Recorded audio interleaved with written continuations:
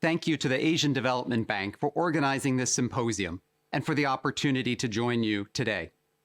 We're gathered here in the shadow of alarming findings of the latest IPCC report, underscoring the critical importance of today's discussions around imagining a net zero ASEAN. At Visa, we are committed to playing our part in enabling that future. 2 years ago, we announced our climate and sustainability goals, our guiding North Stars for our journey. First, carbon neutral operations now. Second, net zero emissions, including our supply chain, by 2040, including medium-term science-based targets. And third, our aspiration to be a climate-positive company. Now, we're well on our way on the first two, including reducing our scopes 1 and 2 emissions by 90% since 2018.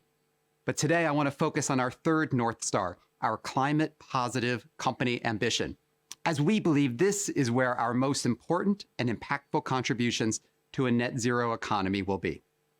Consumers around the world want to do the right thing for the planet, for their families, and for themselves.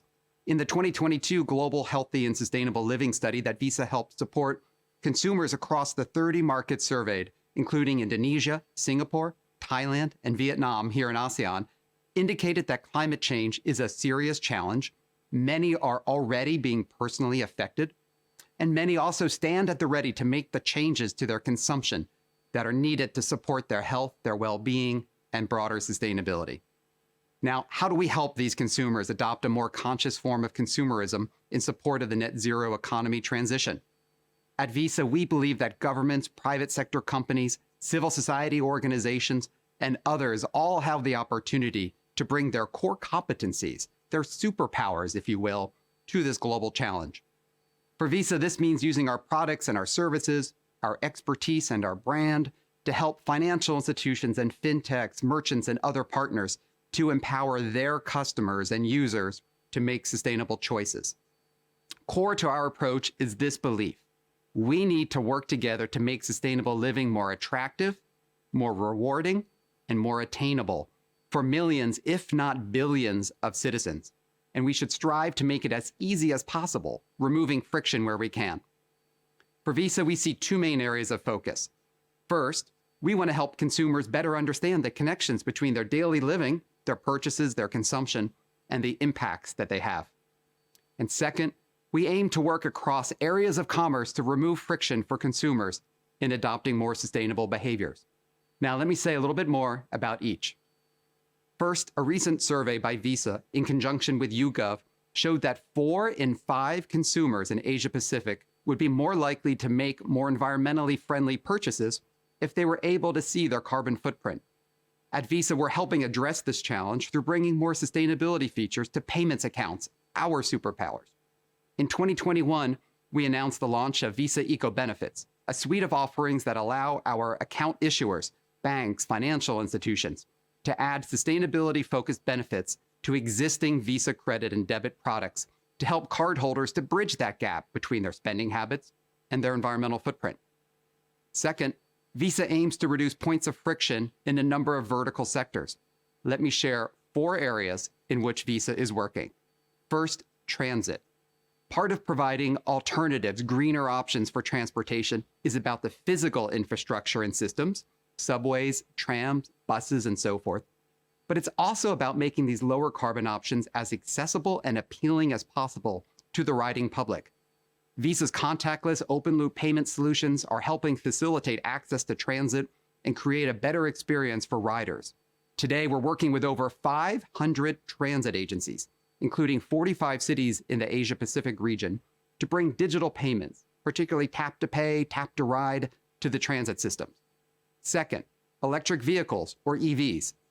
While EVs have begun to deploy at scale in some markets, reaching mass usage will require both the dramatic expansion of charging points partnered with ensuring that drivers have a low-friction charging experience.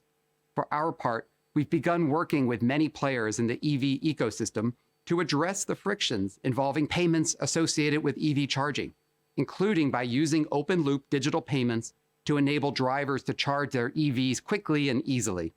In Singapore, Visa has helped facilitate payments for users of SP Group's public EV fast charging network with more than 600 charging points. Third, travel and tourism. The ASEAN region perhaps knows better than most others in the world the economic and societal importance of travel and tourism as forces for good. And we also know that consumers increasingly recognize the footprint of travel and want to make sustainable choices. We all can make this simpler for the traveling public, to make sustainable choices around where to go, when to go, how to get there, where to stay, and what to do when you are there. To help address this, Visa helped co-found Travelist, a global sustainable travel initiative bringing together the major online travel booking sites to harmonize on how to present consumers with more consistent and visible sustainability information, starting with accommodations and aviation. Finally, re-commerce.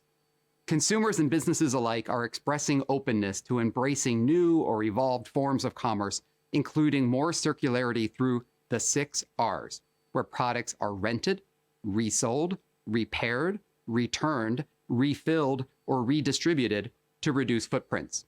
To support these new forms of commerce, we have launched our re-commerce platform, became a strategic partner of the Ellen MacArthur Foundation, a leading voice in circularity, released new consumer and business research on re-commerce, developed a new re-commerce online digital hub, and recently announced our Behavioral Insights Lab for thought leadership and solutions alike. Now, let me be clear. Consumption choices by individual consumers and small and medium businesses must be accompanied by rapid, coordinated, and large-scale governmental action together with industry leaders. The most vital decisions largely remain in the hands of policymakers. But we also believe that individuals, companies, civil society organizations, and others all have a critical role to play to help send demand signals to businesses and capital markets, and to help support the political will of governments toward net zero goals and action. It is only through collective action that change is possible. On behalf of Visa, we look forward to continuing and expanding our efforts, and we stand ready to hear from you on how we can partner toward a net zero, sustainable future that uplifts lives for everyone, everywhere. Thank you.